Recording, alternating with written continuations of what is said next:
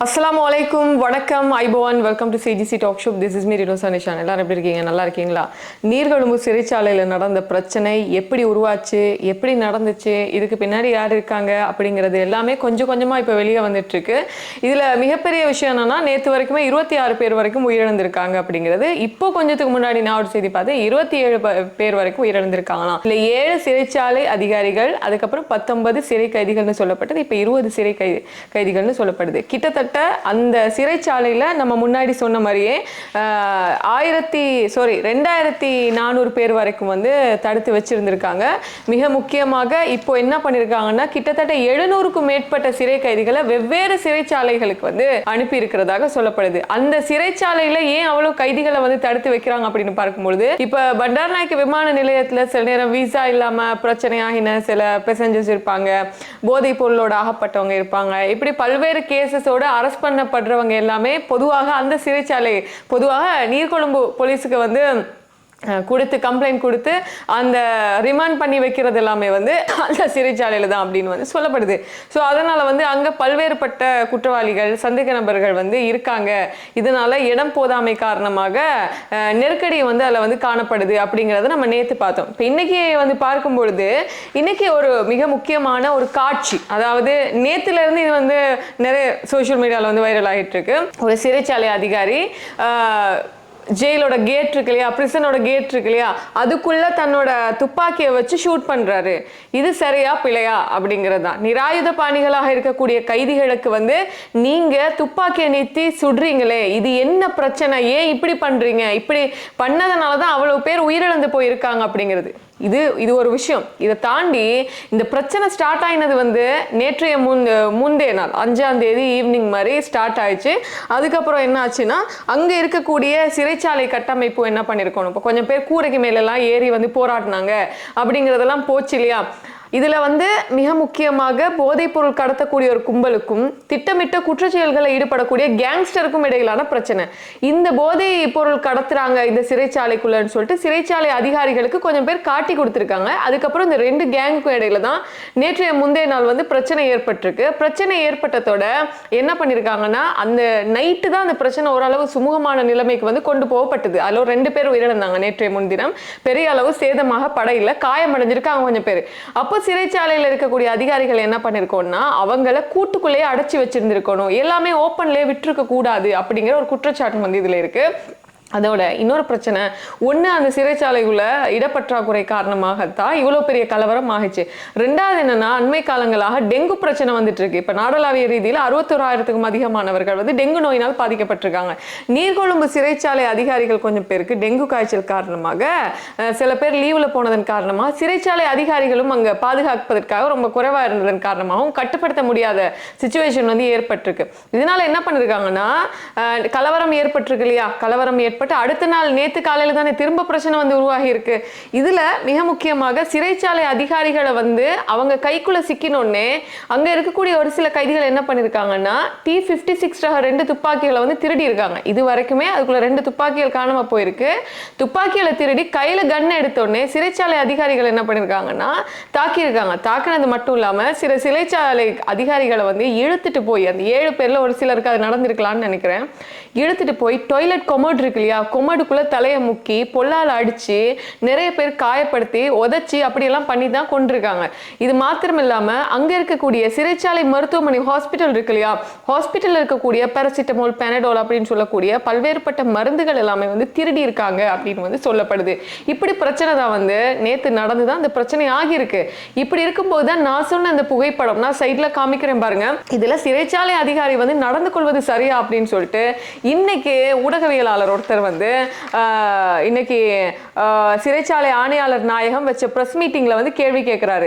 சிறைச்சாலை ஆணையாளர் நாயகம் பிரசாத் ஹேமந்தகுமார் என்ன சொல்லியிருக்காருன்னா, இந்த சோசியல் மீடியாவில் இந்த காணொளி பரவிட்டு வருது, இதுக்கு பின்னாடி ஒரு விஷயம் இருக்கு, அது சிறைச்சாலை அதிகாரி அப்படி நடந்துகிட்டதுனால தான் இன்னைக்கு இவ்வளத்தோட பிரச்சனை முடிஞ்சுது, இல்லைன்னா இது ஒரு பெரிய கலைபரமாக மாறி இருக்கும் அப்படின்னு சொல்லிட்டு.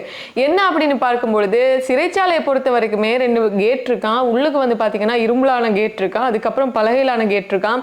இது ரெண்டுக்கும் இடையில தான் இந்த ஸ்கேன் பண்ற மெஷின், அதுக்கப்புறம் இந்த தொடர்பாடல் சாதனங்கள் செக் பண்றது, அது எல்லாமே வந்து இதுக்கு இடையில தான் இருக்கு. இந்த ரெண்டு கேங்கும் அடிச்சுக்கிட்டு என்ன பண்ணாங்கன்னா அந்த இரும்பு கேட்டை உடைச்சிட்டு இந்த பலகையிலான கேட்டை வந்து உடைக்கிறதுக்கு வரும்பொழுது தான் அவங்க கையிலே துப்பாக்கி இருந்திருக்கு. இங்க என்ன பண்ணிட்டாங்கன்னா இந்த மெயின் பலகை கேட்டை வந்து உடைச்சிட்டு வெளியே வந்தாங்க அப்படின்னா எல்லா குற்றவாளிகளும் சில நேரங்களில் வெளியே தப்பிச்சு போறதுக்கும் வாய்ப்புகள் இருக்கு. எல்லாம் குடு கேஸ் கஞ்சா கேஸ் அப்படின்னு வந்து அரெஸ்ட் ஆனவங்க, ரிமாண்ட் பண்ணி வைக்கப்பட்டிருந்தவங்க. அப்ப இந்த மாதிரியான ஆட்கள் வெளியே வந்தாங்கன்னா பிரச்சனையாக இருக்கும்.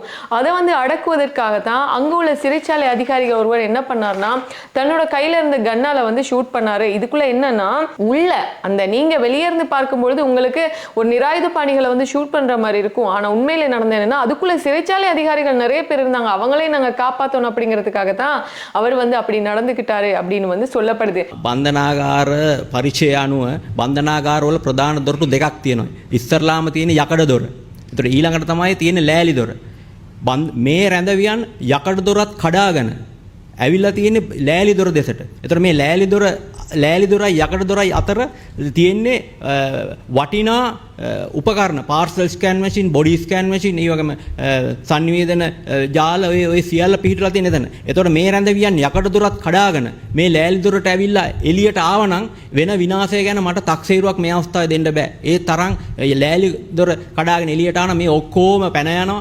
ඔක්කොම එන්නේ සමාජයට වෙන විනාශය ගැන කියන්න බෑ. ඒ නිසා මේ වෙලාවේ මේ බන්ධනාගාර නිලධාරීන් ඇත්තටම මේ විදිහට කටයුතු කරේ නැත්නම් ජීවිත පරදුර තියලා මේක මෙහින් තක්සේර කරන්න පුළුවන් තරමේ විනාශයක් නෙවෙයි. ඒ නිසා බන්ධනාගාර නිලධාරීන් ඒ වෙලාවේ මේ විදිහට කටයුතු කරේ නැත්නම් මේක මීට වඩා ලොකු විනාශයක් බවට පත් වෙනවා. මේ සිදුවීම සම්බන්ධයෙන් නැතර මේ ගැටුම වාර්තා වෙන ගත්තට පස්සේ අපිට තිබුණු සම්පූර්ණ ශක්තිය යොදලා තමයි බන්ධනාගාර කටයුතු පාලනය කරගත්තේ. ඔබට පේනවා ඇති දැන් මෙතන අතරම අපේ බන්ධනාගාරවල තදබදයක් පවතිනවා. ඒක ඔබ අපි හැමදෙනාම දන්න සත්‍යයක්.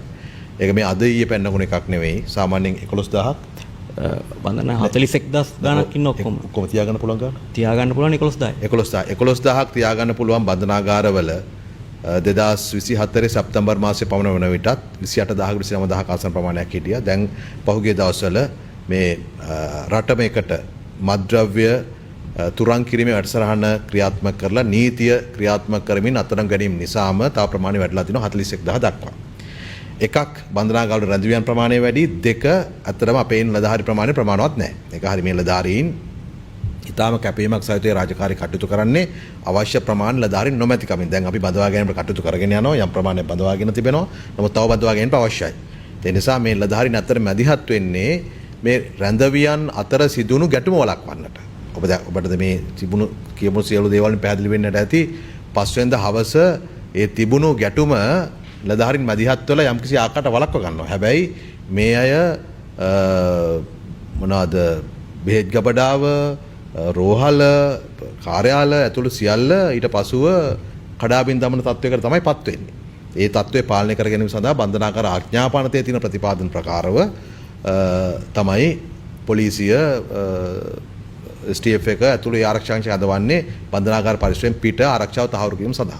இதுக்கிடையில மிக முக்கியமாக இன்னைக்கு வந்து கேபினட் டிசிஷன் மீட்டிங்ல கூட ஊடகவியலாளர் ஊடக பேச்சாளர் டாக்டர் நலிந்த ஜெயதிச சுகாதார அமைச்சர் இவரும் வந்து பல விஷயங்களை வந்து சொல்லியிருந்தார். இன்னைக்கு வந்து ராகம ஹாஸ்பிட்டல், நிகம்பு மாவட்ட ஹாஸ்பிட்டல், அதுக்கப்புறம் கொழும்பு ஜிஹெச்ல அட்மிட் ஆயிருக்கக்கூடிய 70க்கும் மேற்பட்டவர்கள் வந்து அனுமதிக்கப்பட்டிருக்காங்க இல்லையா. இதுல கொஞ்சம் பேரை போய் வந்து சுகாதார அமைச்சர் நலிந்த ஜெயதிச போய் பார்த்திருக்காரு. இப்போ இன்னைக்கு வந்து ப்ரெஸ் மீட்டிங்ல அவர்கிட்ட வந்து ஒரு ஊடகவியலாளர் கேட்குறாங்க, பெண் கைதிகள் கொஞ்சம் பேர் கூரைக்கு மேலே ஏறி நின்று டெங்குவால 40 பேர் உயிரிழந்திருக்காங்க அப்படின்னு சொல்லியிருக்காங்களே, மருந்து இல்லைன்னு சொல்லியிருக்காங்களே, இது உண்மையா அப்படின்னு கேட்டிருக்காரு. அப்போதான் சுகாதார அமைச்சர் சொன்ன விஷயம் என்னன்னா, பச்சை போய் டெங்குவால உயிரிழந்திருந்தாங்கன்னா 40 பேர் வரைக்கும் அவங்களோட உடல் வந்து அங்க இருந்திருக்கணும்ல, அங்க உடல் வந்து இருந்திருக்காம டெங்குவால உயிரிழந்திருக்காங்கன்னா அவங்க எப்படி சொல்லுவாங்க? இது முற்றிலுமே பொய்யான ஒரு விஷயம் அப்படின்றது வந்து சொல்லியிருக்காங்க. இத்தனைக்கும் என்னன்னா, இந்த சிறைச்சாலைக்குள்ள இவ்வளோ பிரச்சனை வர்றதுக்கு காரணம் வந்து கடுவல்லே கம சுரேஷ் அப்படிங்கிற ஒரு கேங்ஸ்டர். இவர் வந்து அந்த சிறைச்சாலைக்குள்ள இருந்துட்டு போதைப்பொருள் கடத்தல வந்து ஈடுபட்டிருக்காரு.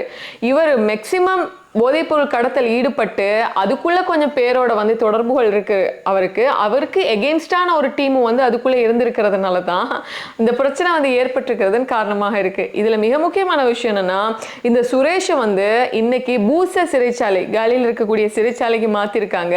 இவரு கெஹல்பத்ர பத்மே இருக்காரு இல்லையா, கேங்ஸ்டர்லயும் பெரிய காட்ஃபாதர் கேங்ஸ்டர் கெஹல்பத்ர பத்மே, இந்த கனேமுல்ல சஞ்சீவ மர்டர்ல வந்து சம்பந்தப்பட்டு இஷார செவந்தியோட சம்பந்தப்பட்ட துபாயில எல்லாம் போய் ஒளிஞ்சிருந்த இப்ப அரெஸ்ட் பண்ணி உள்ள வச்சிருக்காங்க இல்லையா, இவரோட தொடர்பு பட்ட இவருடைய நண்பர் அப்படின்னு வந்து சொல்லப்படுது. சோ எங்க சுத்தி பார்த்தாலும் கெஹல்பத்ர பத்மையோட சுத்தி பார்த்தாலும் தொடர்பு பட்டவங்க தான் இருந்திருக்காங்க. சோ நண்பர் அப்படின்னு வந்து சொல்லப்படுது. இத்தனைக்கும் இன்னொரு மிக முக்கியமான விஷயம் என்னன்னா, இப்போ இதை வந்து 3 டீம் சிஐடியினுடைய 3 டீம் வந்து போய் விசாரிக்கிறாங்க. கொழும்பு குற்றத்தடுப்பு பிரிவு சிசிடியும் போயிட்டு வந்து விசாரிச்சுட்டு இருக்காங்க. நிஜமாவே என்ன நடந்ததுன்னு சொல்லிட்டு இன்னைக்கு நிகம்போ ஹாஸ்பிட்டலுக்கு முன்னாடி கைதிகளுடைய நிறைய உறவினர்கள் வந்து போராட்டம் பண்ணியிருக்காங்க. என்ன ஆச்சு, எங்களுடைய அம்மாவுக்கு என்ன ஆச்சு, தம்பிக்கு என்ன ஆச்சுன்னு சொல்லுங்க அப்படின்னு சொல்லிட்டு அது வரைக்குமே இன்னைக்கு யார் இருக்காங்க, எந்தெந்த சிறைச்சாலைகளுக்கு மாற்றப்பட்டிருக்காங்க அப்படின்னு வந்து சொல்லப்படுது. இதுக்கு இடையில தான் மிக முக்கியமாக நீதி அமைச்சர் வந்து பதவி விலகணும் அப்படிங்கிற ஒரு பிரச்சனை இன்னைக்கு நாடாளுமன்ற அமர்வுகளும் நடந்த போது சாமர சம்பத் தசநாயகே சொன்ன விஷயம் வந்து, நானா இருந்தா மாறிப்பேன், நீங்க வந்து பதவி விலகணும் அப்படின்னு சொல்லியிருக்காங்க. இவர் நீதி அமைச்சர் ஹர்ஷன் நாணயக்கார சொன்ன விஷயம்னா, இது ஒரு மாபெரும் ஒரு பெரிய பிரச்சனையாக வந்து இது ஏற்பட்டிருக்கு. இதுக்கு என்னன்னா, இது இவ்வளவு பெரிய ஒரு இஷ்யூவா போறதுக்கு காரணமும் உள்ளுக்கு வந்து பல்வேறு பிரச்சனைகள் வந்து நடந்திருக்கு அப்படிங்கிற மாதிரி சொல்லியிருக்காங்க. இதுக்கு இடையில தற்போது நிலைமை வந்து முற்றிலும் கட்டுப்பாட்டுக்குள்ள வந்து கொண்டு வரப்பட்டிருக்கு அப்படின்னு சொல்லிட்டு சிறைச்சாலைகள் ஊடக பேச்சாளர் ஏசி கஜநாயக்க வந்து சொல்லியிருக்காரு. இப்படி இருக்கிற பட்சத்துல தான் இந்த பிரச்சனை வந்து அதிக தீவிரமாக கதைக்கப்பட்டு வந்துட்டு இருக்கு. பார்க்கலாம் இது தொடர்பாக என்ன நடக்குது அப்படின்னு சொல்லிட்டு. இப்ப இந்த கேங் வந்து சண்டை போட்டாங்க இல்லையா 2 டீமும், இதுல யாரு மிக முக்கியமா இந்த பிரச்சனைக்கு வந்து அடித்தளமா இருந்திருக்காங்க அப்படின்னு சொல்லிட்டு ஒரு 10 பேரை வந்து அடையாளம் கண்டிருக்கிறதாக சிசிடி வந்து சொன்னதாகவும் சொல்லப்பட்டிருக்கு. ஸோ இப்படி இந்த பிரச்சனை வந்து ஒரு பூதாகரமாக வெடிச்சு இன்னைக்கு வரைக்கும் ஆக்கள் அங்க போயிட்டு யார் இருக்காங்க யார் இல்லை அப்படிங்கிற ஒரு நிலைமை வந்து ஏற்பட்டு இருக்கு. நம்ம நாட்டில் நிலைமை இப்படி இருக்கும் பொழுதுதான் நாடு முழுவதும் உள்ள அனைத்து சிறைச்சாலைகளின் சிரேஷ்ட அதிகாரிகளையும் நாளைக்கு 8ஆம் தேதி காலையில 7:30 மணிக்கு விசேட கூட்டம் ஒன்றுக்கு வருமாறு வந்து அழைப்பு விடுத்திருக்காங்க. நீர்கொழும்பு சிறைச்சாலையில ஏற்பட்ட நிலைமை குறித்து பாராளுமன்றத்தில் கருத்து தெரிவித்த நீதி அமைச்சர் ஹர்ஷன நாணயக்கார வந்து இது சொல்லியிருக்காரு. ஸோ நாளைக்கு இலங்கையில் இருக்கக்கூடிய எல்லா சிறைச்சாலை அதிகாரிகளையும் கூப்பிட்டு வச்சு ஒரு மீட்டிங்கை நடத்தி என்ன இப்போ பண்ண போறாங்க அப்படிங்கிறதையும் வந்து சொல்ல போறாங்க. இது வந்து நடந்த விஷயத்தை நான் ரொம்ப ஷார்ட்டா சொல்லிட்டேன். இதுக்கு இடையில வந்து இன்னைக்கு கேரளா வயநாடுல வந்து ஒரு மிகப்பெரிய நிலச்சரிவு ஏற்பட்டிருந்தது. அதனுடைய காணொளிகள் வந்து அதிகமாக வைரலாகி வந்துட்டு இருந்தது. இயற்கைக்கு முன்னாடி மனிதன்லாம் எதுவுமே கிடையாது. கிட்டத்தட்ட 6 பேர் வரைக்கும் உயிரிழந்திருக்காங்கன்ற தகவல் வெளியா இருக்கு. இந்த வீடியோ அப்லோட் ஆகும்போது எவ்வளவுன்னு தெரியாது. அந்த அளவுக்கு ஒரு மிகப்பெரிய நிலச்சரிவு ஏற்பட்டு ஆட்கள் எல்லாம் ஓடி வரக்கூடிய காணொளி வந்து பதிவாகி இருந்தது வந்து இன்னைக்கு காணக்கூடியதாக இருந்தது.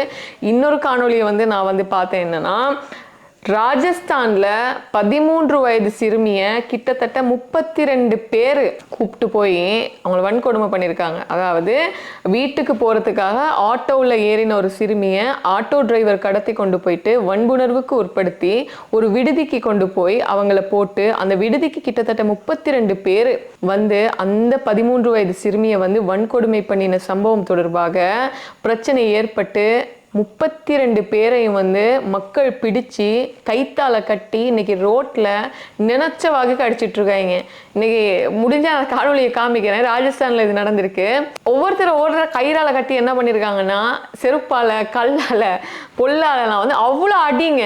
அது உண்மையில் நிஜமா ஒரு நல்ல விஷயம் தான். திருந்தணும்னு நான் நினைக்கிறேன். இவங்களுக்கெல்லாம் அறிவு இருக்கா, மூளையில வேற என்ன சரி இருக்கா அப்படின்றது தெரியாது. ஆனா இது ஒரு வகையில நல்ல தண்டனை. நான் இதை வந்து ஆதரிக்கிறேன்.